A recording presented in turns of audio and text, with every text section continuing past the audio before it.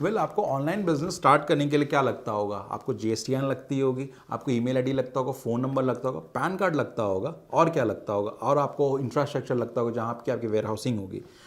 अगर आपको लगता है ये सारी चीज़ें से आप अपना ऑनलाइन बिजनेस स्टार्ट कर सकते हैं, तो जी हाँ, करेक्ट, स्टार्ट कर सकते हैं। बट इसके सारे भी काफ़ी सारी चीज़ें होती हैं। कैटेगरी सेलेक्शंस क्या हो सकती है, प्रोडक्ट सेलेक्शंस क्या हो सकती है, पैकेजिंग सेलेक्शंस क्या हो सकता है, ये सारी चीज़ों पे भी आपको जीरो इन करके तब आप जाके एक ऑनलाइन सेलर बनते हैं। तो ना ही सिर्फ आप ये सारे डॉक्यूमेंट्स कलेक्ट कर सकते हैं, बट साथ ही साथ और भी चीज़ें आपको जो ध्यान रखनी है, कैटेगरी जैसे मैंने बताया, फिर लिस्टिंग कैसे हो सकती है, इमेजिंग कैसे हो, ये सारे चीज़ एक पार्ट एंड पार्सल है कि आप एक सेलर कैसे बन सकते हैं। इस वीडियो में हम यही लेके आए हैं कि आप देखेंगे कि सेलर्स इस चीज़ पे कैसे जीरो इन करते हैं। जो ऑनलाइन ऑलरेडी ऑनलाइन सेलर्स हैं, वो कैसे किसी कैटेगरी को सेलेक्ट करते हैं, वो कैसे अपने प्रोडक्ट्स को सेलेक्ट करते हैं, अपने इन्वेंट्री को सेलेक्ट करते हैं, अपने पैकेजिंग को कैसे डिज़ाइन करते हैं, रिटर्न्स को कैसे मैनेज करते हैं। ये सब इनपुट्स उनसे लेते हैं ताकि आपको भी आइडिया लगे कि आपको भी ऑनलाइन बिजनेस करने के लिए और क्या क्या चीज़ की ज़रूरत है, क्या क्या एक्सपर्टीज़ की ज़रूरत है। जी हाँ दोस्तों, मैं रवि रंजन आपका बिग फैक्शन यूट्यूब चैनल पर फिर से स्वागत करते हैं। और दोस्तों, हम एक और आज ब्रेव सेलर सीरीज़ लेके आए हैं, जो कि हम आपके लिए लाए हैं स्पेशली। आपके पास कोई भी क्वेरीज हो तो प्लीज़ कमेंट बॉक्स में ज़रूर मेंशन करें। और आइए इस वीडियो को देखते हैं।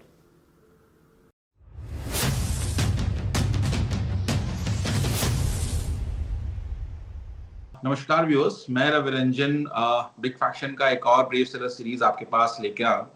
और हम यहाँ पे मुकेश जैन सर से बात करेंगे, इनका इनपुट्स लेने की कोशिश करेंगे और इन्होंने ऑनलाइन सेलर कैसे बने, इनको क्या प्रॉब्लम आई, बट ये सारे परेशानियों को हटाकर कैसे एक सक्सेसफुल सेलर की तरफ बढ़ रहे हैं, ये सब आज हम आपसे बातें करेंगे। ये अपनी स्टोरी भी बताएंगे और हो सकता है इनकी स्टोरी से आप भी इंस्पायर होके आप भी ऑनलाइन बिजनेस जो ज्वाइन करना चाहते हैं आप ज्वाइन करें। चलिए दोस्तों, तो शुरू करते हैं इस इंटरव्यू को और आइए सर से बात करते हैं और इनकी ऑनलाइन जर्नी की तरफ कुछ एक्सपीरियंस लेने की कोशिश करते हैं। तो मुकेश सर, धन्यवाद और बिग फैक्शन को टाइम देने के लिए सर बहुत बहुत थैंक यू। और तो इस इंटरव्यू में सर शुरू करने पे सबसे पहला सवाल मेरा एक ही है सर कि आपने ऑनलाइन बिजनेस सर कब चालू किया और आपको इसके बारे में आइडिया कैसे लगा सर, जो फिर आपने डिसाइड किया कि चलो ऑनलाइन पे ही बिजनेस पे भी करते हैं।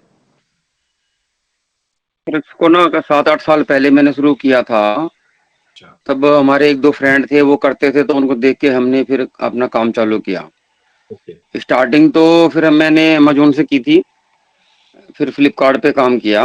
तो फ्लिपकार्ट पे ज़्यादा हुआ, बल्कि अमेजोन में थोड़ा सा नॉलेज नहीं थी। बाद में फिर अमेजोन पे भी काम किया।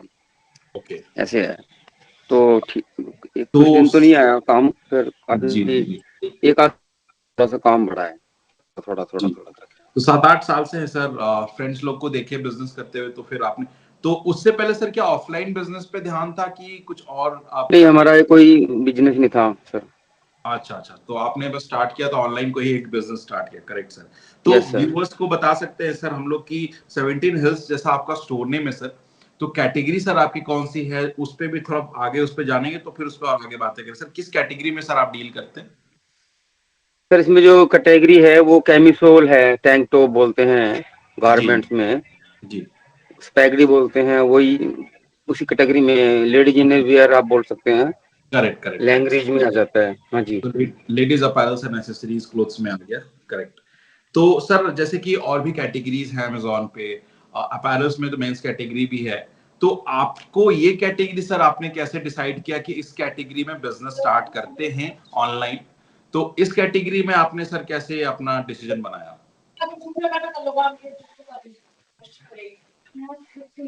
तो मेरा सर सवाल इसके ये। लिए आपको हाँ। बताता हूँ मैंने क्या मतलब समझ के किया कि थोड़ा साइज की फ्लेक्सिबिलिटी रहे, रेटिंग वगैरह का थोड़ा सा पता था, तो ऐसा प्रोडक्ट सेलेक्ट किया जाए कि उसमें थोड़ी फ्लेक्सिबिलिटी हो। जी जी। तो उस वजह से भी रिटर्न भी कम आती है। मैंने वो प्रोडक्ट इसलिए चूज किया कि उसमें फ्लेक्सिबिलिटी है, थोड़ा एकदम एक्यूरेट साइज नहीं है रहते, थोड़ा प्लस माइनस होता है तो उसमें एडजस्ट हो जाता है, ओके। क्योंकि उसमें स्ट्रेच रहती है कपड़े में। Got it, correct correct sir, correct sir. तो सर जैसे कि आपने कैटेगरी डिफाइन तो किया, अब ऑब्वियसली आपके पास इन्वेंट्री की प्रॉब्लम रहेगी कि कितना इन्वेंट्री ऐड करें, कौन कौन से प्रोडक्ट्स जोड़ें, कलर्स कौन सा रखें, कुछ कलर वेरिएशन ज्यादा होता है मेरे ख्याल से आपके कैटेगरी में। हाँ, आ, मैंने काफी कलर रखे हुए हैं सर, 15-16 कलर मैंने रखे हुए हैं और 6 साइजेज हैं मेरे पास। जी तो उस हिसाब से फिर थोड़ा सा काम करते करते लोगों की कंप्लेंट देख के, रिटर्न देख के, उसको इम्प्रूव किया गया, फिर साइज को मेंटेन किया। तो साइज मेरे अपने खुद के ही बना रहा हूँ, मार्केट फीडबैक के हिसाब से। 6-7 साल का जो एक्सपीरियंस है, जी जी जी। लोग क्या चाहते हैं, उसी बेसिस पे हमने डिसाइड करके बनाया हुआ है प्रोडक्ट। ओके। तो व्यूअर्स को मैं बताना चाहता हूँ कि सर जैसे बताए थे 7-8 इयर्स एक्सपीरियंस से बिजनेस कर रहे हैं और आज के टाइम पे अपना एक्सपीरियंस को यूज करके मैन्युफैक्चरिंग लाइन में या फिर मैन्युफैक्चर कर रहे हैं। सो ये डेफिनेटली एक पॉजिटिव ग्रोथ होता है कि उन्होंने एक बिजनेस स्टार्ट किया तो इनका वेंडर्स कोई और थे, बट आज के टाइम पे बिजनेस अच्छा चल रहा है और प्रॉफिटेबल करने के लिए ये मैन्युफैक्चरिंग में घुसे हैं, सो दैट इनको स्टॉक्स एंड वो सब इश्यूज नहीं हो और प्रोडक्ट मार्जिन पे भी इनको सहूलियत मिले। सर इस पे जो हम लोग इन्वेंट्री और स्टॉक्स पे तो बात कर लिए, अगला मेरा क्वेश्चन वही है आपसे कि आपने फिर सर पैकेजिंग पे अपना माइंड कैसे बनाया सर कि आपको पता है कि प्रोडक्ट्स कैटेगरी आपकी कौन सी है और कस्टमर्स के पास तो पैकेजिंग अच्छी जाएगी तभी वो प्रोडक्ट रिसीव भी करेंगे। हाँ, तो सर जैसे कि पैकेजिंग पे बात कर रहा था मैं आपसे कि पैकेजिंग सर आपने कैसे डिसाइड किया कि ऐसे पैक कर। पैकेजिंग अपनी खुद की ही हमने बनाई है अपने बेसिस पे। ओके। तो कुछ प्रोडक्ट मार्केट में आते हैं, उनको कुछ देख के किस तरह से रहती है उस तरह से अपना, फिर बाद में अपना ही ट्रेडमार्क है, अपना ट्रेडमार्क अप्रूव्ड है, रजिस्टर्ड है, बिल्कुल। और उसी बेसिस और उसी तरह से हमने अपनी पैकिंग बनाई है। अट्रैक्टिव पैकिंग है, कॉस्ट वाइज भी कम है, उस हिसाब से हमने बनाया सर। ओके। तो सर आपने बताया तो कि आप अमेजोन से हैं, बट फिर भी सर एक बार फिर से उस सर पर थोड़ा सा आवाज बढ़ा लो सर। हाँ सर, मैं अभी वॉइस आ रही है सर? हाँ जी, थोड़ा कम आ रही है बहुत। अच्छा, बट सर फुल किया हुआ, मैं थोड़ा सा और जोर ओके से बोलने की कोशिश ओके करूंगा। ओके ओके, कोई बात नहीं। सर मेरा यही सवाल था आपसे कि जैसे कि आपने ये सब चीज डिफाइन किया, आप किस पोर्टल से शुरू किए सर? कौन कौन से पोर्टल पे आपने बिजनेस चालू भी किया और शायद अभी बंद भी कर दिए हैं, और करंटली किस पोर्टल पे है सर, ये थोड़ा बता दें सर। सर पहले हमने काफी सारे पैनल पे काम किया था। वो निक बी का नाम था, पेटीएम में भी काम किया, शॉप क्लूज, और जी। भी 2-3 थे, बट वो धीरे धीरे खत्म होते चले गए। जैसे स्नैपडील वगैरह अभी सर? अभी फिलहाल में अमेजोन, फ्लिपकार्ट, मीशो पे ही मेन काम चल रहा है। बाकी तो फिर हमने उनको वो कर दिया है। मीशो नहीं, हाँ हम मीशो पे, और स्नैपडील पे भी थोड़ा सी प्रॉब्लम थी। स्नैपडील भी फिर हमने आउट ऑफ स्टॉक करके छोड़ दिया अभी। ओके। ओके। तो अभी करंटली 3 प्लेटफॉर्म पे बिजनेस कर रहे हैं, राइट सर? 3 मेन प्लेटफॉर्म है इस पे हम करते हैं। बाकी ऐसे 8-10 प्लेटफॉर्म पे काम करके बंद हो गया। बंद हो गया। सर आपने अभी थोड़ा देर पहले बताया कि अब बिजनेस जो है आप ही का ट्रेडमार्क से होता है, ट्रेडमार्क के रजिस्टर्ड स्टेटस भी आ गया आपके पास, तो आपको नॉलेज था कि ट्रेडमार्क क्यों जरूरी है, या बहुत सारे जो सेलर्स होते हैं उनको नॉलेज नहीं रहता सर कि ट्रेडमार्क क्यों जरूरी है, वो सोचते हैं नहीं कि सर, वो एक्चुअली क्या है ना, मैं बताता हूँ, अमेजोन में थोड़ा सा इशू रहता है, लोग टैग कर लेते हैं, वो हमें पता लगा था। और जी 1-2 लोगों से हमने जब सपोर्ट ली तो पता लगा कि इसके अंदर मैपिंग लोग कर लेते हैं, तो ट्रेडमार्क जरूरी है। तो हमने पहले से ही अप्लाई, जब थोड़ा सा बिजनेस बढ़ा तो मैंने अप्लाई कर दिया, तो वो हो गया 1 साल के अंदर। Exactly exactly. तो व्यूअर्स को भी बताना चाहूंगी ट्रेडमार्क बहुत जरूरी है। जैसे सर ने कहा कि कोई भी ब्रांडिंग नहीं रखिएगा तो कोई भी सेलर आके मैपिंग करना शुरू कर देगा, और मैपिंग करेगा तो वो आपका ही ऑर्डर उठा के ले जाएगा अपने पास, और इससे हाँ आप जी, ही को हाँ जी, लॉस बिल्कुल। होना शुरू हो जाएगा, है ना यस सर? सर। हाँ जी। बिल्कुल। तो सर रिटर्न्स पे मैं बात करूंगा सर। रिटर्न्स पे सर आपका एक्सपीरियंस कैसा रहा? मतलब कभी कभी रिटर्न्स में होता है कि डैमेज प्रोडक्ट आता है, यूज्ड प्रोडक्ट आता है, दूसरा प्रोडक्ट आ जाता है सर कुछ, या फिर दूसरा ही कोई प्रोडक्ट आता है, या फिर खाली ही आ जाता है। आपका रिटर्न एक्सपीरियंस सर कैसा रहता है? क्या सर देखो, रिटर्न मैं बताता हूँ, एक तो पॉसिबल है? मैंने आपको बताया, पहले भी बताया था, जी मेरी एक्चुअली एक तो रिटर्न मेरी कम है, 5% की बिलो है। जी जी। उसका बहुत मैंने अच्छा आपको रीजन बताया कि वो थोड़ा सा क्वालिटी मेंटेन करके रखी हुई है हमने, बिल्कुल। और साइजेज मेंटेन कर रखे रखे हुए हैं, अच्छे से हम काम कर रहे हैं उस पे।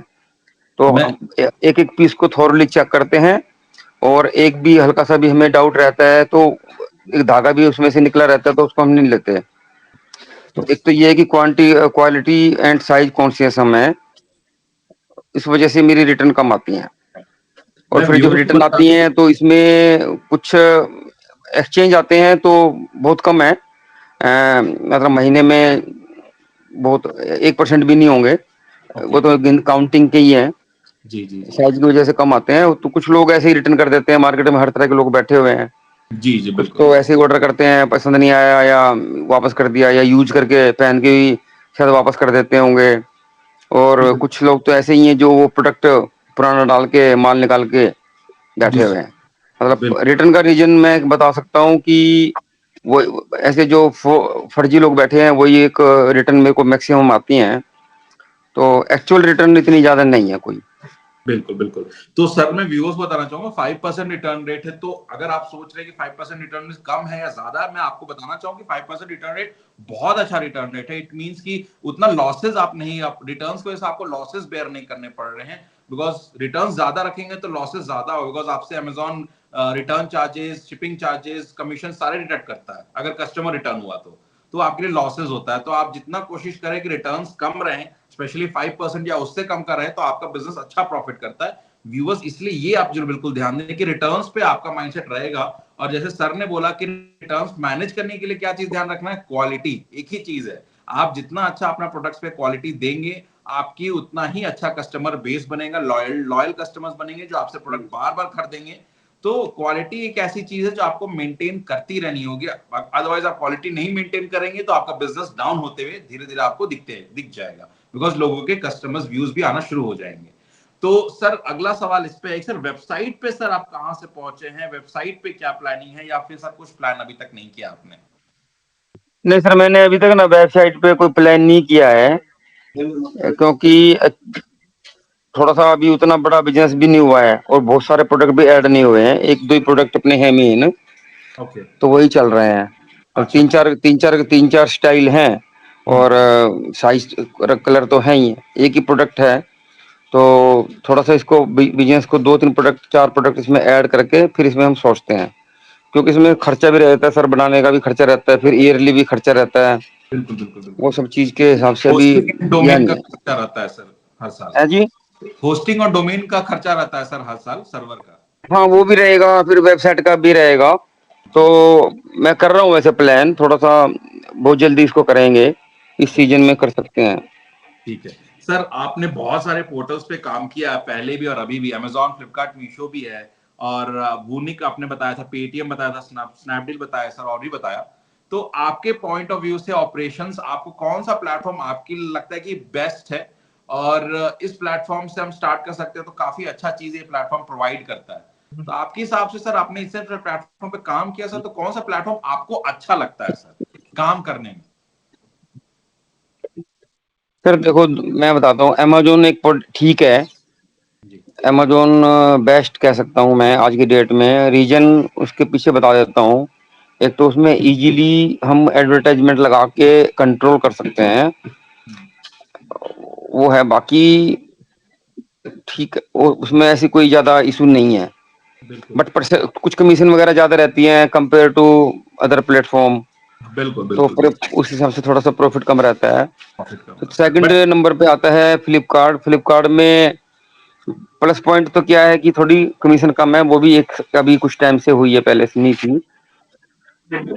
और बट उसमें थोड़ी सी प्रॉब्लम क्या है कि एडवर्टाइजमेंट वगैरह की थोड़ी सी यूजर फ्रेंडली नहीं है।